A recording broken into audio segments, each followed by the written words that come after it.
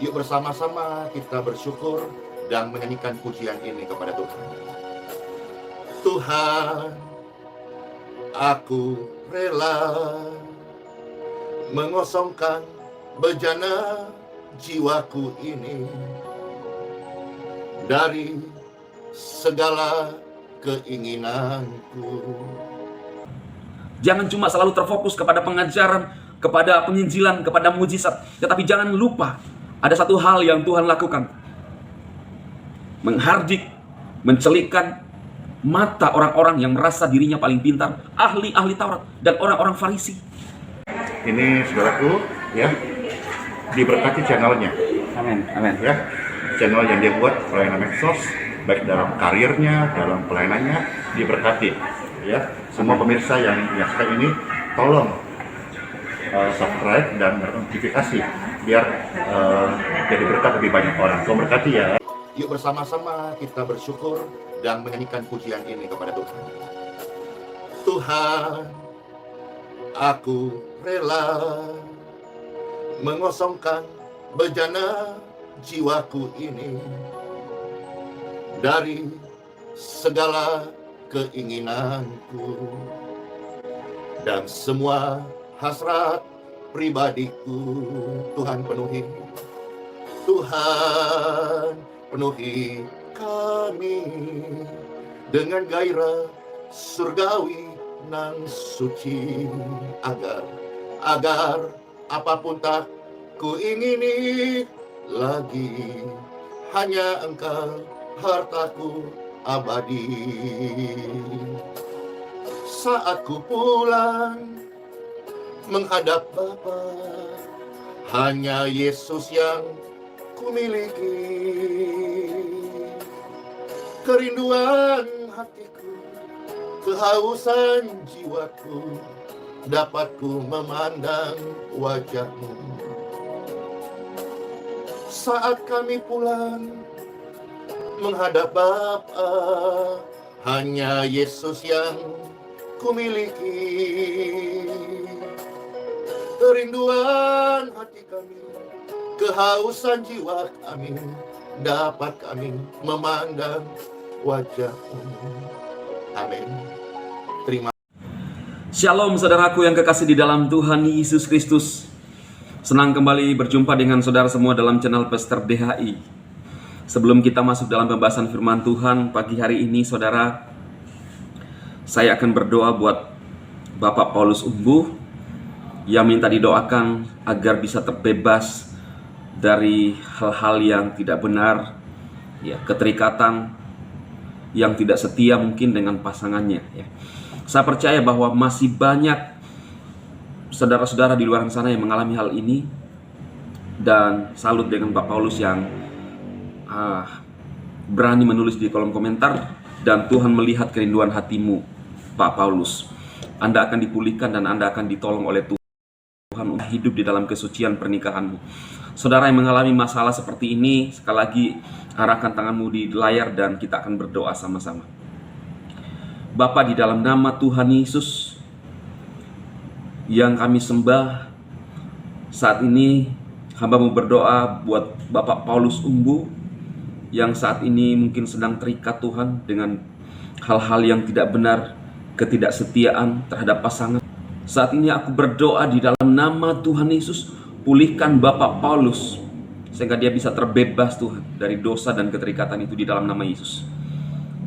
Bapak, semua pemirsa yang mengangkat tangan saat ini di depan layar, Tuhan jamah mereka, Tuhan datang dalam hidup mereka dan memberikan kelepasan buat mereka sehingga mereka hidup dalam kekudusan.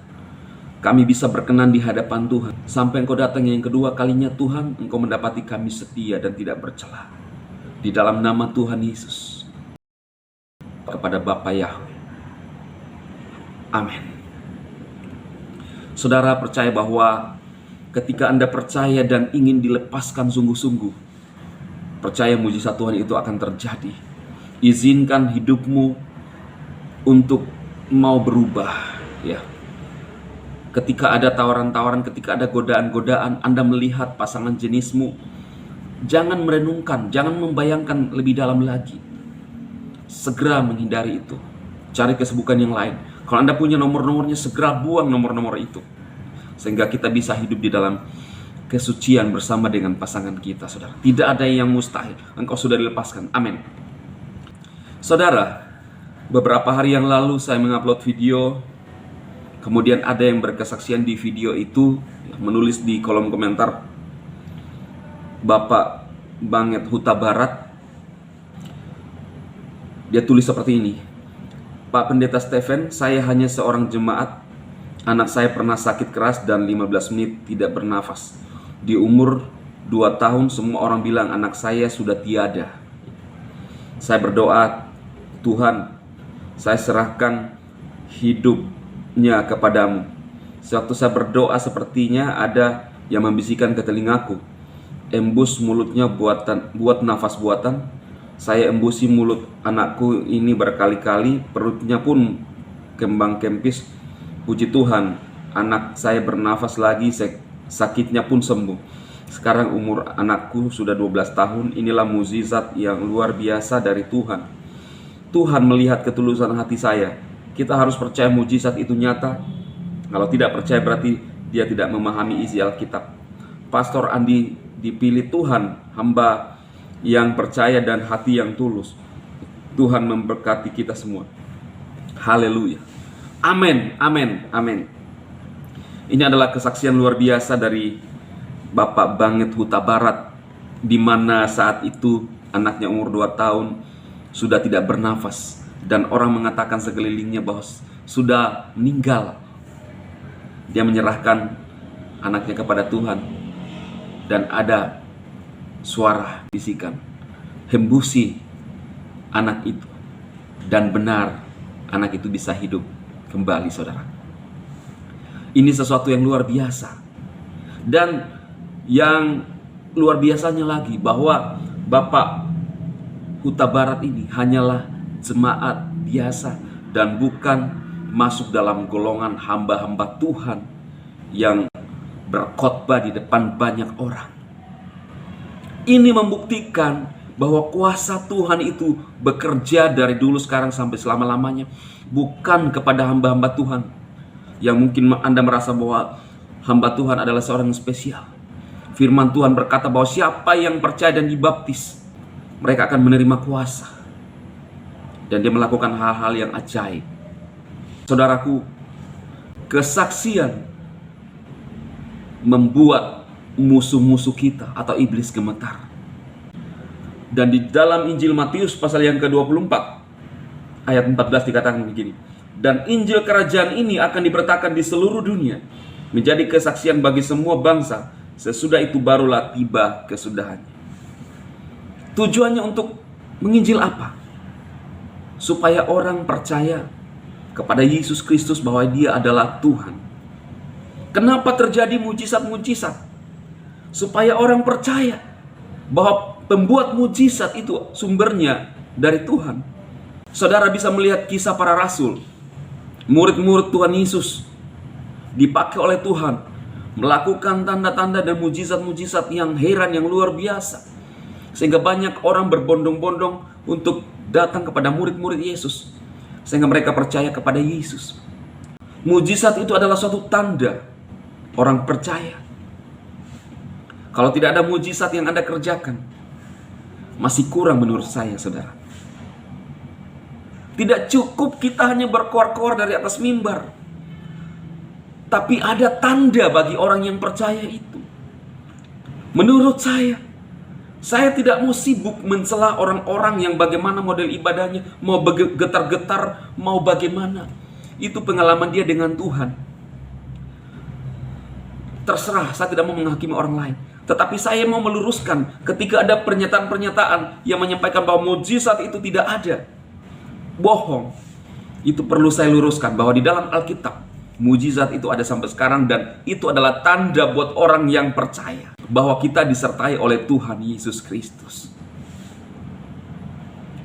Caramu bagaimana beribadah kepada Tuhan, mau firman terus, mau gemetar-gemetar, mau bagaimanapun, itu terserah. Karena Tuhan bekerja dan tidak selalu sesuai dengan pemahaman kita. Tuhan bekerja. Dan saya tidak berani menghakimi, saya hanya meluruskan. Saudaraku, Tuhan Yesus pada saat di dalam dunia ini bukan cuma memberitakan Injil, melenyapkan penyakit, mengusir setan, tetapi dia mengubah cara berpikir ahli-ahli Taurat dan orang-orang Farisi, membawa satu perubahan. Jangan cuma selalu terfokus kepada pengajaran, kepada penginjilan, kepada mujizat, tetapi jangan lupa ada satu hal yang Tuhan lakukan: menghardik, mencelikkan mata orang-orang yang merasa dirinya paling pintar, ahli-ahli Taurat dan orang-orang Farisi. Alkitab mengatakan bahwa mereka beribadah di tikungan-tikungan jalan supaya dilihat mereka adalah orang yang beriman, tetapi pada hakikatnya hatinya menjauh daripada Elohim. Saudaraku, banyak yang bertanya kepada saya bagaimana menurut Pastor DHI tentang benihin, tentang yang lainnya. Saya akan membahas mungkin di lain waktu ya saudara semua, sesuai dengan pengalaman saya. Karena memang hati-hati kita sebagai orang karismatik dan Pantekosta jangan sampai kebablasan. Karena semua bisa ditunggangi oleh setan. Memang Pastor Stephen Tong mengatakan bahwa jangan terima semua roh, ujilah semua roh. Tetapi dia tidak menjelaskan bagaimana roh yang benar itu, bagaimana cara mengujinya. Ketika dia membahas Roh Kudus, dia hanya menyuarakan. Saya tidak melihat apakah ada video yang lainnya, mungkin saya belum melihat. Tetapi perlu ketika kita memberitakan bahwa ujilah setiap roh, jangan terima semua roh, lalu terlihat bahwa seolah-olah ajaran dia itu, penyampaian dia itu memojokkan orang-orang karismatik dan Pantekosta. Nah, Tuhan tidak mengajarkan kita berkhotbah lalu memojokkan golongan-golongan yang lain. Beberapa hari yang lalu saya membahas tentang tubuh Kristus, dan inilah yang harusnya terjadi.